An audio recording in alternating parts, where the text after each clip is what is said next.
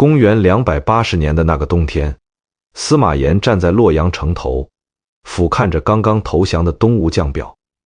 那一刻，他是全天下最爽的男人。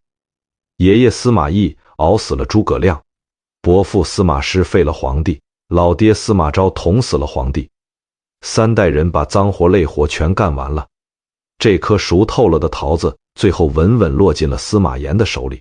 必须说清楚，这个开局有多逆天。对手全灭，魏蜀吴三国的英雄，死的死，散的散，没一个能打的。资源满格，天下统一，国库充盈，门阀支持，全天下的豪门世家跟他穿同一条裤子。这要是放在游戏里，妥妥的神级账号，满级装备，无敌开局。下一步应该是开创大汉之后第二个伟大盛世。但司马炎这位 CEO 做了一个让后世瞠目结舌的决定，躺平，而且是带头躺平，还顺手举办了一场中国历史上规模最大、最荒诞的炫富大赛。《资治通鉴》里有一个段子，流传了1700年，叫羊车忘性。司马炎的后宫超过1万名女人，多到他自己都不知道今晚该去哪儿睡。于是他发明了一套选妃方法，坐上羊拉的小车，羊走到哪个妃子门口，就在哪儿过夜。后宫的女人们立刻悟了，与其研究怎么打扮自己，不如研究羊的习性，往门口插竹枝，撒盐粒，因为羊爱啃竹叶，爱舔咸味。这一幕表面荒唐，内里恐怖，上梁不正，下梁歪。皇帝带头比烂，底下的顶级门阀世家玩得更花。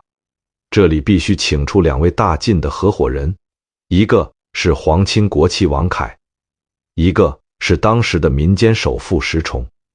这2人的斗富故事堪称《资治通鉴》里的黑色喜剧巅峰。王恺家里洗锅用糖水，石崇听了冷笑一声：我家烧火从来不用柴，用蜡烛。王恺从皇帝那里借来一棵2尺高的红珊瑚树，摆出来请客人观赏，得意洋洋。石崇看都没多看，拿起铁如意，啪，砸得粉碎。王恺惊了：你赔我？石崇笑了笑，让人回家搬来一堆珊瑚树，3尺的4尺的排成一排，随便挑。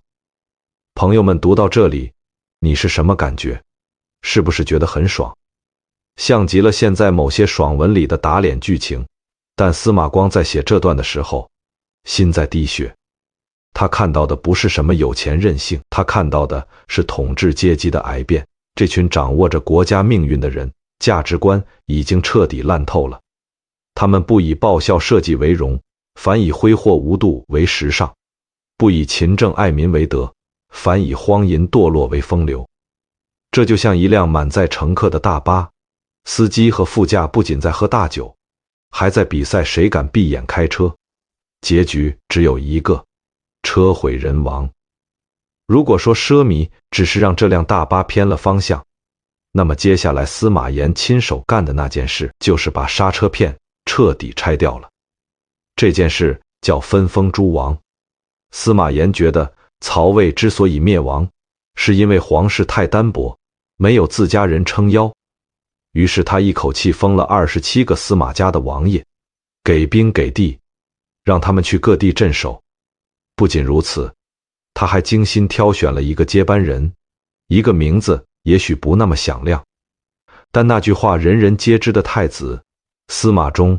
有一年大旱，百姓饿旦遍野，大臣们急着上报。司马衷这位皇帝皱着眉头，一脸天真地问出了那句千古名言：百姓无粟米充饥，何不食肉糜？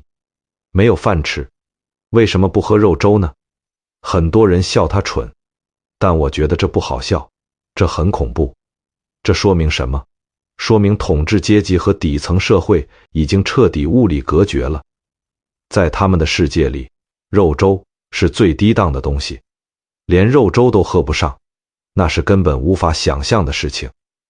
一个知识残缺的皇帝坐在权力的火山口上，周围是手握重兵、野心勃勃的叔叔伯伯，史称八王；外围是虎视眈眈等待时机的游牧民族，史称五胡。这哪里是国家？这分明是一个堆满炸药桶的仓库。而司马衷手里握着的正是那唯一的打火机。点燃这根引信的不是别人，是司马衷的老婆，那位史书上赫赫有名的丑后贾南风。中国历史上掌权的女人不少，吕后够狠，武则天够强，但贾南风是纯粹的恶。她因为嫉妒，亲手谋杀了太子，理由只是太子不是她亲生的。这一刀捅穿了西晋最后那块遮羞布。那些原本想反又不敢反的王爷们一看，好家伙，皇后都敢杀太子，这是天赐的造反理由。于是八王之乱爆发了。这不只是一场宫廷政变，这是一场自杀式的内战。今天你打进洛阳，明天我杀进长安，打来打去没有赢家。更绝的是，这些王爷为了打赢自己的兄弟，开始干一件史上最愚蠢的事，招募胡人雇佣兵。匈奴人、鲜卑人、羯人，只要帮我砍掉我不爽的那个叔叔，钱地、官职随便要。这就像两兄弟打架，大哥把门打开，请来一群强盗帮忙，强盗忙帮完了，环顾四周，这房子不错，我不想走了，怎么办？故事的最后是一场令人窒息的悲剧。曾经在金谷园里斗富的石崇被拖到菜市口斩首，临死前他说，杀我的人不过是图我的钱财。刽子手冷冷回了一句，早知道是为了钱，为何不早点散财做善事？曾经高高在上的晋怀帝被匈奴人俘虏，穿着青衣给人针灸，最后被毒死。公元316年，西晋灭亡，中原大地，也就是现在河南陕西一带彻底沦陷，汉族百姓遭到屠杀，幸存者拖家带口跨过长江，仓皇难逃，史称衣冠南渡。西晋就像一颗绚烂的烟花，只有37年的统一，然后是长达300年的大分裂。司马光在写这一章时充满了愤怒，他想告诉我们，一个没有责任感的精英阶层是怎样把一手神级好牌打得稀烂的。但历史的魅力就在这里，绝望里总藏着希望。当旧贵族在战乱中死绝，新的力量正在崛起。南方有人试图用宽容重建秩序，北方那些被称为野蛮人的族群正在开始思考如何建立文明。如果你穿越成东晋开国皇帝司马睿，你会绝望透顶，没兵、没钱、没地盘，带着一群北方来的难民贵族跑到了南方土著江东大族的地盘上。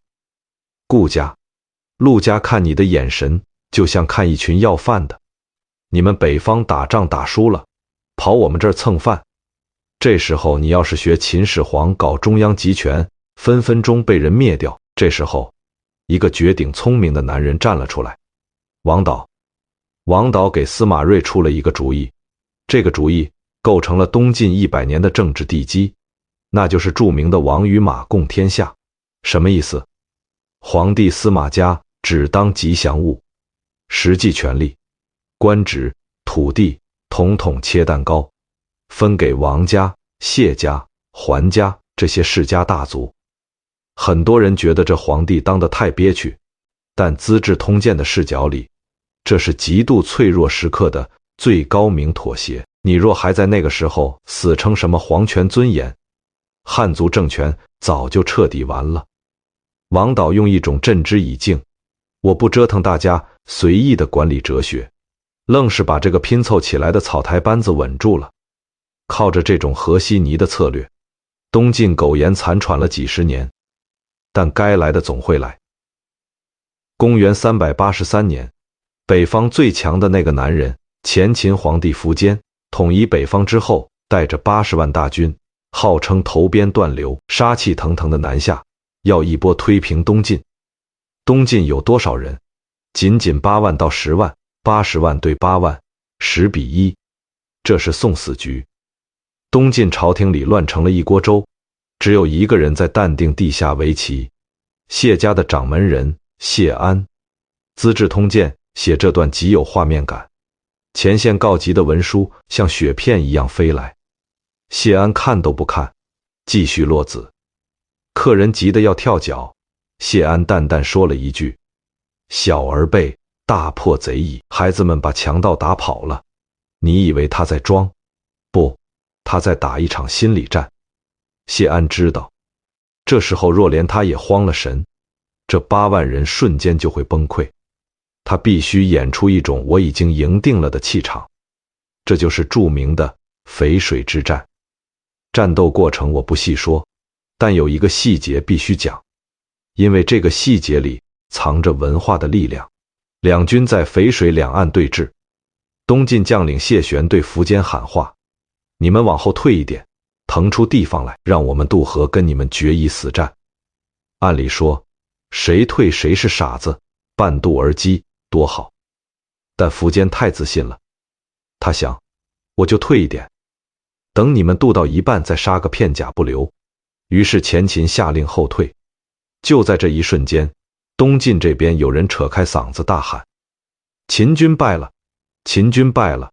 这一嗓子就像在充满火药味的仓库里扔了个烟头，哪怕是谣言，在极度紧张的战场上也会变成事实。后面的士兵不知道前面为什么在撤，以为真的败了，转身就跑，引发了著名的踩踏，几十万人自相践踏，死者遍野，草木皆兵，风声鹤唳，都出自这里。这场战争的本质是什么？不是8万打赢了80万，而是有序打赢了无序。东晋虽弱，但每一个人都是为了保卫家园，守护文化认同而战。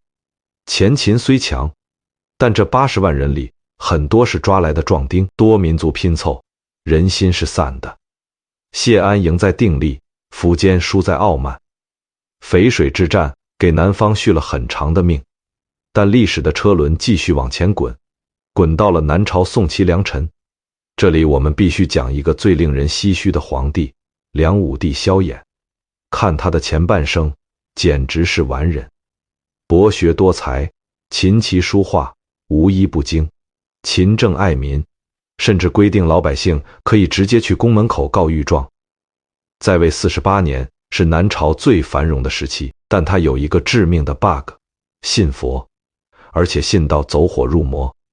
萧衍是中国历史上唯一一个出家当和尚的皇帝，而且不是一次，是3次跑到同泰寺剃度出家。大臣们没有办法，每次都得凑钱，用巨款把他从佛祖那里赎回来。他下令全国不许杀生，祭祀祖先不能用牛羊，只能用蔬菜和面捏的替代品。他特别仁慈，看到死刑犯就落泪，舍不得签行令。《资治通鉴》在这里提出了一个尖锐的问题：仁慈是美德，但作为统治者，无原则的仁慈就是在犯罪。因为他的仁慈，他接纳了一个从北方来投奔的叛将侯景，所有人都告诉他，侯景是个反骨仔，留不得。梁武帝说，没事，我用佛法感化他。结果侯景之乱爆发，侯景带着几千人就把皇宫团团围住，那个曾经繁华的健康城变成了人间地狱。最讽刺的一幕来了，86岁的梁武帝被侯景困在台城，饿得头晕眼花，想要一口蜂蜜水。看守冷冷地说，没有。这位统治南方半个世纪，自称菩萨皇帝的天子，最后活活饿死在自己的皇宫里。他死后，南朝彻底衰落。那个曾经保住了中华文明火种的南方，在无休止的内斗和虚伪的仁义中，耗尽了最后一点元气。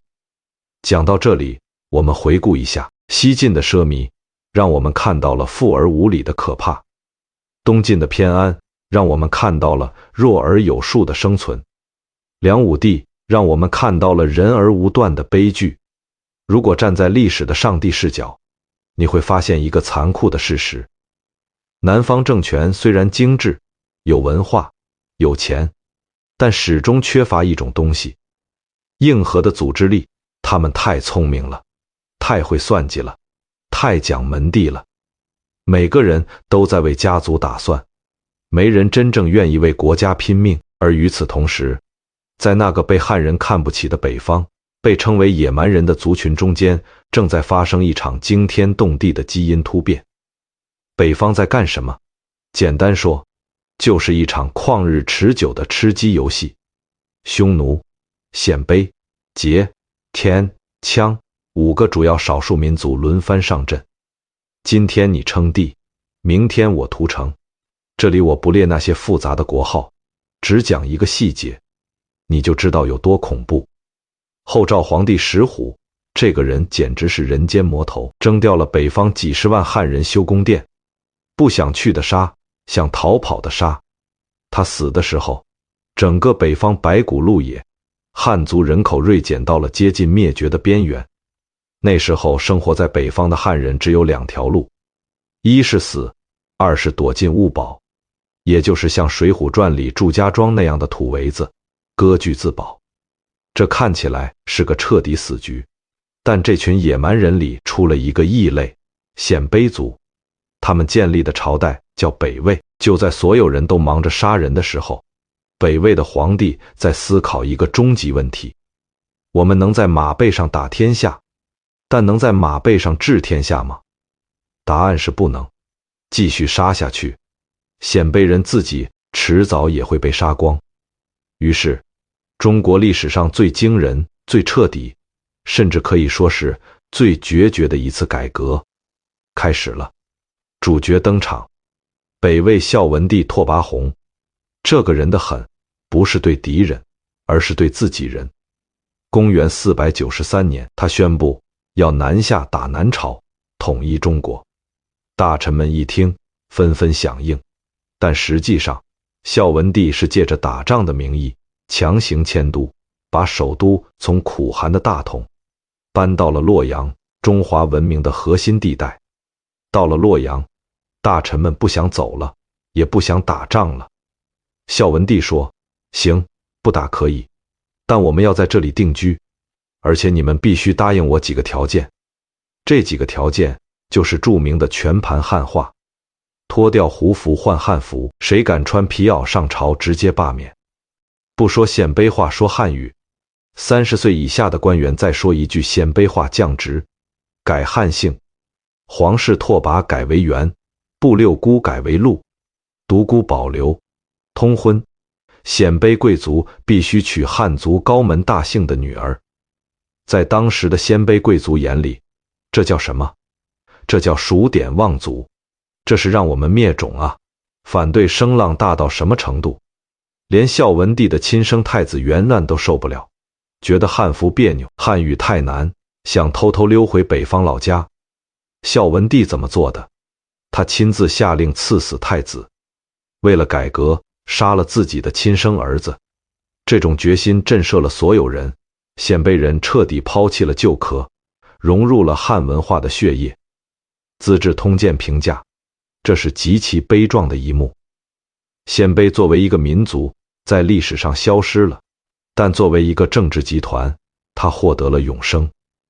它把草原的武力基因注入了汉文明的制度躯体里，这就是后来隋唐盛世的源代码。北魏后来分裂成东魏和西魏，这不重要，重要的是，在西魏，也就是今天陕西西安一带，诞生了一个统治中国300年的超级政治天团。陈寅恪先生给这个集团起了个名字——关陇集团。它的雏形源于一个叫宇文泰的人。宇文泰是西魏的实际掌权者，手里兵不多。为了对抗东边的强敌，他发明了一种制度——府兵制。简单说就是，当兵光荣，全家免税。他把汉人豪强和鲜卑武将结合起来，分封了8柱国8个顶级的战将。这8个人有多牛？我们来看这份名单，你会吓出一身冷汗。李虎，他的孙子叫李世民，唐朝皇帝李泌。他的曾孙叫李密，瓦岗寨带头大哥杨忠，他的儿子叫杨坚。隋朝开国皇帝独孤信，这位另说，待会儿单独讲。看懂了吗？后来的隋朝、唐朝其实都是这个关陇集团内部的家务事。杨坚夺了北周的天下，是外公抢了外孙的皇位；李渊夺了隋朝的天下，是表哥抢了表弟的皇位。这就是历史的真相，哪有什么从天而降的英雄？隋唐的辉煌，早在宇文泰建立这个军政合一的精英集团时，就已经写好了剧本。说到独孤信，这里有个八卦，但这个八卦关乎国运。独孤信，八柱国之一，号称当时天下第一帅哥，侧貌风流。他之所以在历史上如此特殊，是因为他极其会生女儿。他有3个女儿，分别嫁给了3个朝代的皇帝。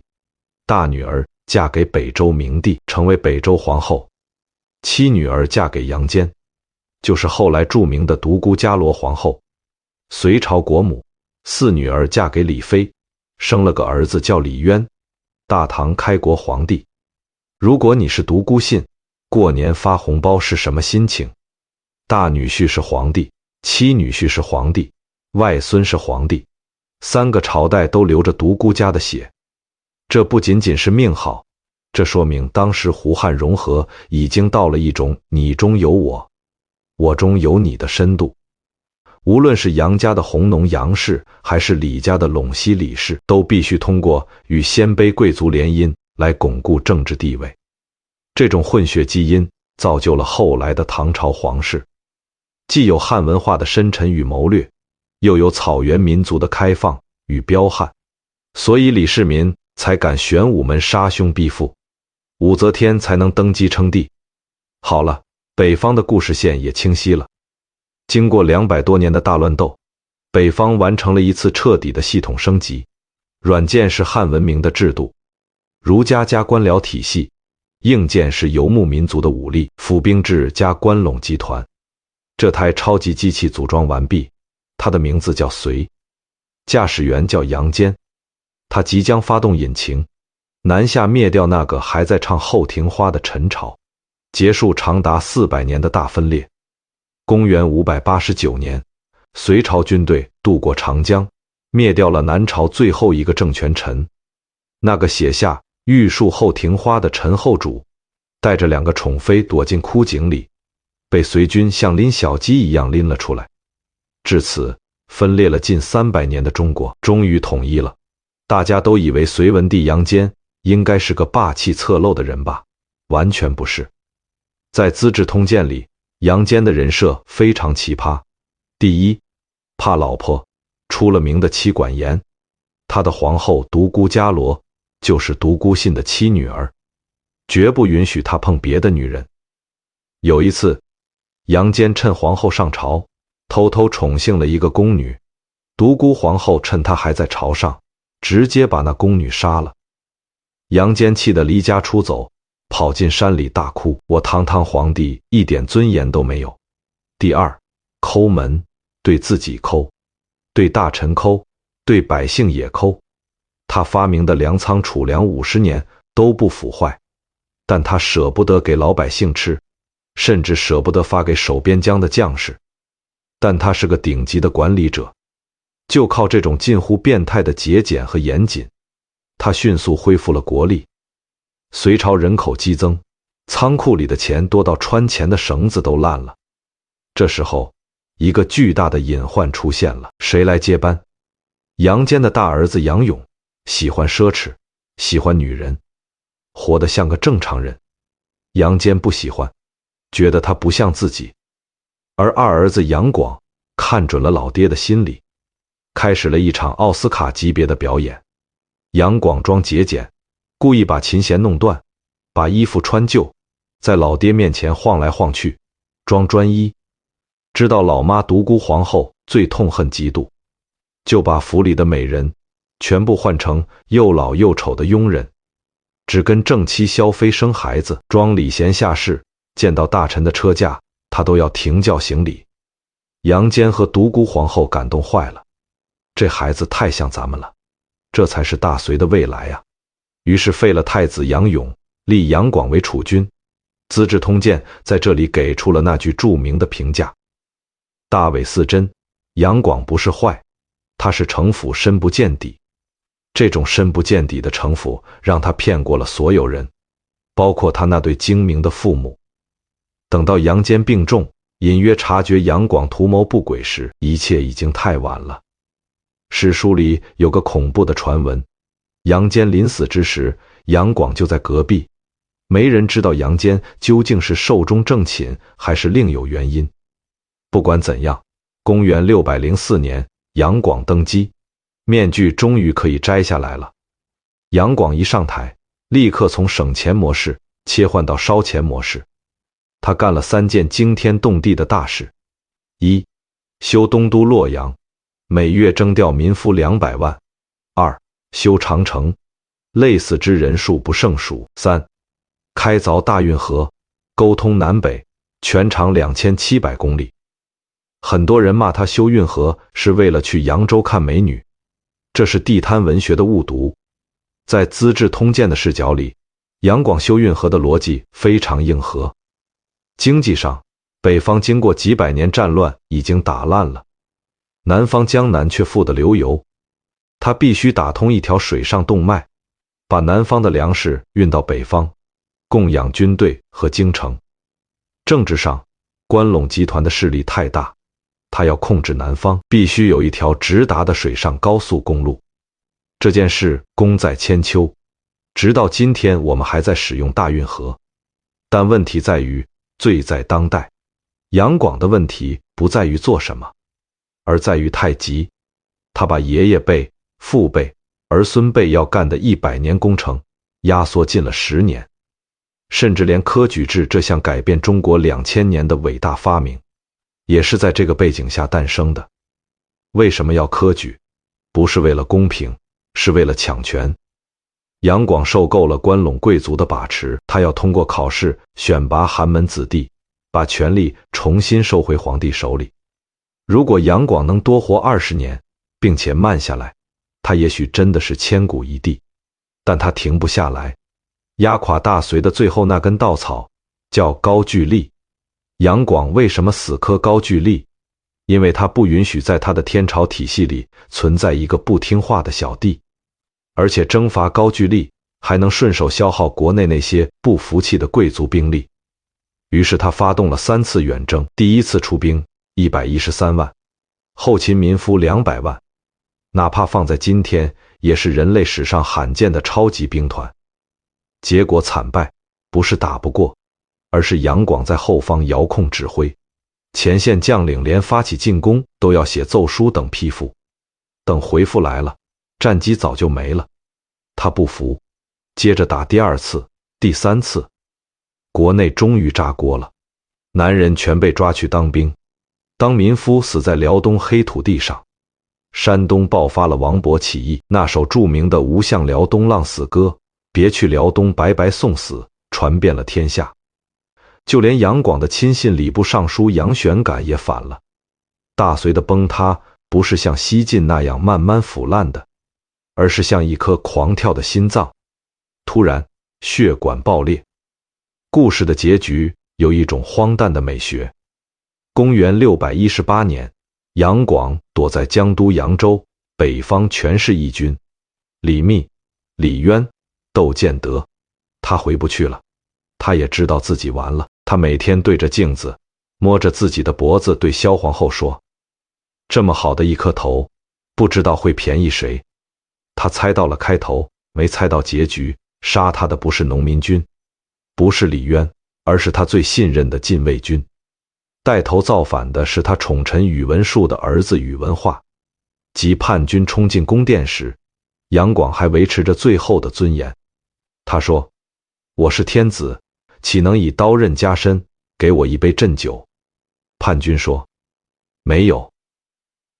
杨广解下自己的腰带，让叛军将他勒死。这一年他50岁，大隋2世而亡，享国37年。隋朝是一个悲剧的早产儿。他就像一个极其勤奋的包工头，哪怕累死了全家，也把地基打好了，墙砌好了，运河挖通了，制度建好了，然后他倒下了。这时候，一个叫李渊的人，杨广的表哥，带着儿子李世民走进了这所装修好的房子，换了一块牌匾，把隋改成唐，稍作修补，休养生息。一个伟大的盛世就这么诞生了。历史最大的讽刺就在这里，唐太宗李世民所有的贞观之治，本质上都是在消费杨广留下的遗产。唐朝的制度是隋朝定的，唐朝的粮食是隋朝存的，唐朝的运河是隋朝修的。李世民比杨广聪明在哪里？他一辈子都被杨广的鬼魂缠绕，每天提醒自己，千万不要像那个表叔那样急。他小心翼翼地驾驶着大隋留下的这艘巨轮，开创了贞观之治。中国进入了长达100年的超级稳定期，但历史的诅咒并没有消失，它只是睡着了。当时间来到100年后，李世民的重孙子唐玄宗李隆基登场。这时候大唐已经富得流油，没人记得杨广的教训，也没人记得创业的艰难。盛世往往是裹着糖衣的毒药。如果要在中国历史上选一个令人扼腕叹息的皇帝，那就是李隆基。如果他死在50岁，他就是千古一帝。连李世民都要靠边站。他在位的前半段叫开元盛世。那时候的大唐有多富？杜甫写过：稻米流脂粟米白，公司仓庚俱丰实。老百姓家里不需要锁门，因为没人偷东西；去外地旅行不需要带干粮，因为到处都有人请客。李隆基这人简直是全才皇帝的顶配。懂音乐，他是梨园祖师爷，能亲自作曲指挥数万人的乐团，《霓裳羽衣曲》就是他的手笔。懂政治，他重用姚崇、宋孔等顶级宰相，把国家治理得井井有条。懂军事，他把大唐的疆域推进到中亚，万邦来朝。但就像所有恐怖片的开头，当一切看起来太完美的时候，鬼就要出来了。这个鬼是时间。李隆基活得太久了，在位44年，当一个英明的皇帝变成了一个倦怠的老人。他最怕的不再是饥荒和战乱，而是无聊。在那个著名的胖子安禄山出场之前，我们必须先讲一个极其关键的制度问题。兵制，还记得第3章的关陇集团和府兵制吗？那个平时种地、战时打仗、全家免税的制度，曾是大唐无敌的根基。但到了李隆基这一代，这个制度崩了。为什么？人口太多，地不够分了。老百姓没有地，就不愿意当府兵。没人当兵怎么办？花钱雇募兵制。这听起来没问题，但在《资治通鉴》看来，这是一个致命的 bug。 府兵听谁的？听国家的，因为地是国家给的。雇佣兵听谁的？听给钱的那个将军，也就是节度使的。于是一种新的怪物诞生了。节度使，他们不再是国家的将领，而是拥有财政权、行政权、军权的土皇帝。而此时的李隆基在干什么？他在杨贵妃的温柔乡里沉醉，他在看《霓裳羽衣曲》的彩排，他觉得外面的事交给能干的节度使就行了。如果说制度是干柴，那点火的人就是宰相李林甫。在《资治通鉴》里，李林甫是奸臣里奸的最有水平的一个，绝招叫口蜜腹剑，嘴上甜如蜜，肚子里藏着杀你的刀。李林甫为了保住自己的宰相位置，定下了一个可怕的规矩，绝对不能让汉族将领当节度使。为什么？因为汉族将领立了军功会回朝廷当宰相，威胁他的地位。那用谁？用胡人。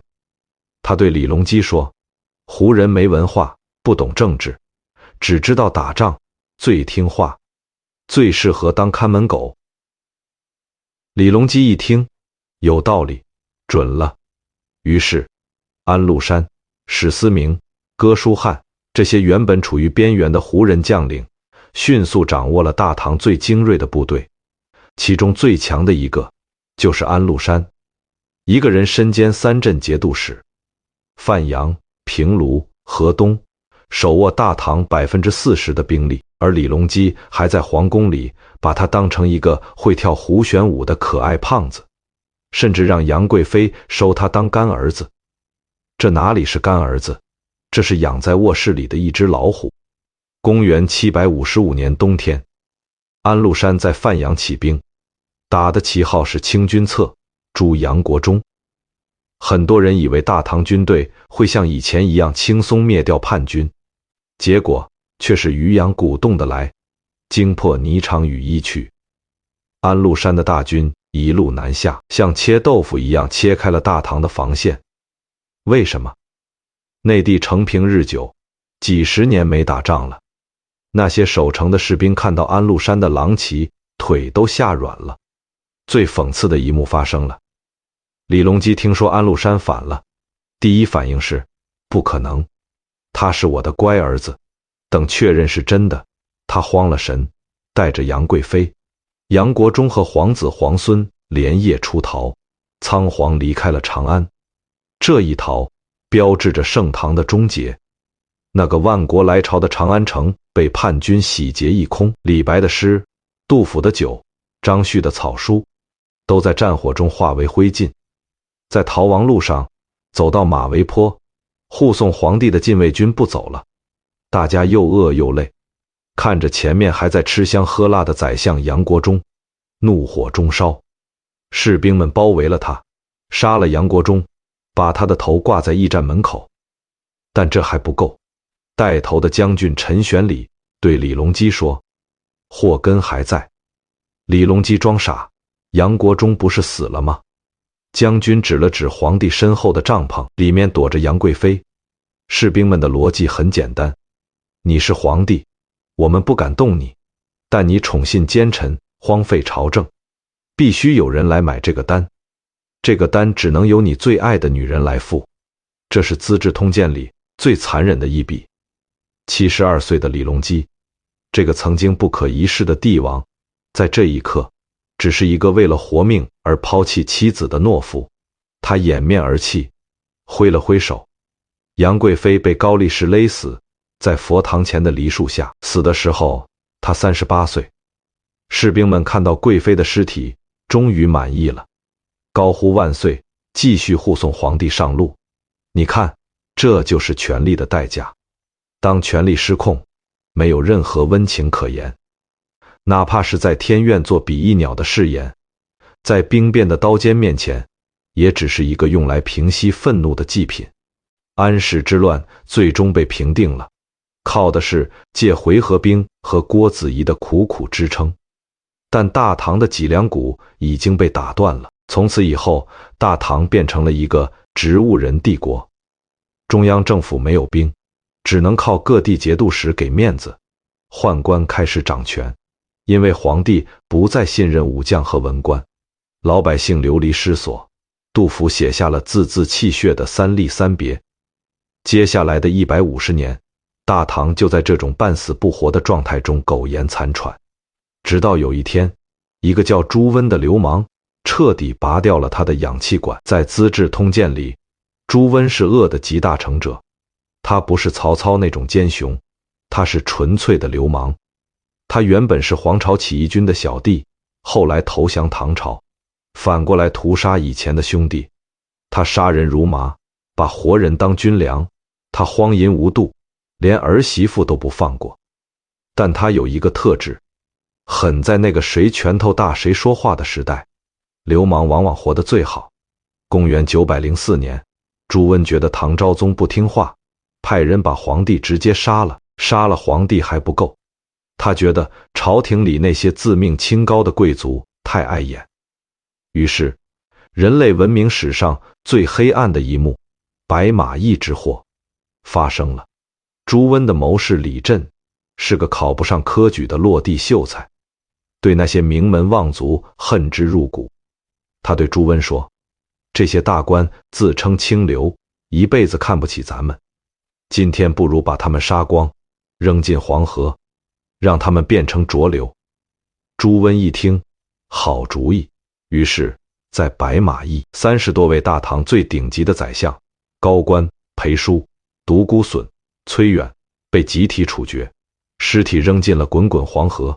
这标志着什么？标志着从东汉以来统治中国近800年的氏族门阀体系彻底灭亡了。还记得第1章讲的王家、谢家，第3章讲的关陇集团、独孤家吗？在这一刻，他们的肉体和精神都被这个流氓时代冲进了下水道。从此以后，中国再无贵族，剩下的只有2种人：拿刀的军阀和种地的百姓。大唐灭亡之后，中国进入5代十国，这53年就像按了一个快进键，中原换了5个朝代，梁唐晋汉周换了13个皇帝，平均每个皇帝在位不到4年。为什么换得这么快？因为这个时代的逻辑变了。5代有个军阀安重荣说出了一句千古至理：天子兵强马壮者为之，宁有种耶？只要我兵强马壮，我就能当皇帝，还要什么血统？这就是社会达尔文主义的巅峰。谁有兵，谁造反。儿子杀老子，弟弟杀哥哥，大臣杀皇帝。石敬瑭引契丹人入关灭后唐，老百姓呢，就像草芥一样，军队走到哪儿抢到哪儿，没粮食就吃人。这在5代史书里屡见不鲜，这是一个只有生存没有生活的地狱。司马光写到这里，笔尖都在颤抖。他不只是在记录历史，他在问：难道我们就这样一直杀下去吗？谁能来终结这个恶性循环？终于，救世主来了，但他靠的不是杀人，而是做局。他叫赵匡胤，公元960年正月初1，听说契丹人打过来了，其实是假情报。赵匡胤带着禁军出征，走到陈桥驿，大家喝了酒。第2天醒来，赵匡胤发现自己身上被披了一件黄袍，手下兄弟们拿着刀喊：点检做天子，点检做天子。这就是陈桥兵变，大家都懂，这是赵匡胤自导自演的，但他牛就牛在不流血。他进京城下令，军队不许抢劫，不许杀钱朝皇室柴价。老百姓本来都准备逃难了，结果发现，咦，这回怎么没杀人？但赵匡胤心里清楚，我今天靠兵变上台，明天我的手下也会学我，把黄袍披在别人身上。这个死循环必须在我这里终结。赵匡胤没有像朱温那样大杀功臣，也没有像刘邦那样设鸿门宴，他搞了一个史上最高端的局，杯酒释兵权。建隆2年的一个晚宴，赵匡胤请石守信等几个拜把子兄弟喝酒，喝到一半，他开始叹气：做皇帝太难了，睡不好觉，天天怕被人杀。兄弟们吓坏了：大哥，谁敢杀你？赵匡胤说：你们虽然不想，但你们的手下要是贪图富贵，把黄袍披在你们身上，你们想不干也不行啊。兄弟们跪在地上磕头：陛下救命！赵匡胤给出了他的解决方案：人生苦短，不如多积点钱，买房买地留给子孙，天天喝酒看歌舞，不好吗？咱们君臣之间没有猜疑，这才是双赢。第2天，所有大将集体交出兵权，告老还乡。赵匡胤兑现承诺，给了他们巨额财富，甚至与他们结为亲家。这不仅仅是一次权力的交接，这是一次伟大的制度转型。赵匡胤用钱买断了武将的政治野心，从此宋朝确立了重文抑武的国策。中国历史从武人政治，谁拳头硬听谁的，转向了文人政治，谁读书多听谁的。虽然这导致了宋朝军事上的积弱，总是挨打，但它彻底终结了那种每隔几年就换皇帝，杀得血流成河的内乱模式。老百姓终于可以安安心心种地做生意了。这就是文明的胜利。《资治通鉴》写到公元960年，也就是五代结束，戛然而止。为什么不写宋朝？因为司马光是宋朝人，当朝的事不能写，也不敢写。但他把这部书献给宋神宗的时候，意思已经非常明白了。陛下，您看这1300多年的历史，从三家分晋的礼崩乐坏，到汉唐盛世的辉煌，再到五代十国的地狱，历史就像一个回旋镖。凡是修德行善、守规矩、爱百姓的朝代，虽然也会灭亡，但那是寿终正寝。凡是玩弄权术、坏乱规矩、暴虐无道的朝代，如秦、如隋、如五代，死的都很快，而且死得极惨。司马光最后送给我们每一个读者的，其实只有8个字：善可为法，恶可为戒。我们读《资治通鉴》，不是为了学那些阴谋诡计，而是为了在看透了人性的黑暗之后，依然选择相信规则，相信文明，相信善良的力量。朋友们，讲到这里，我们的《资治通鉴》旅程全部结束了。这40分钟，我们跨越了1300年。如果你听完觉得意犹未尽，甚至脊背有点发凉，那就对了，因为这才是真实的历史。它不负责让你爽，它只负责让你醒。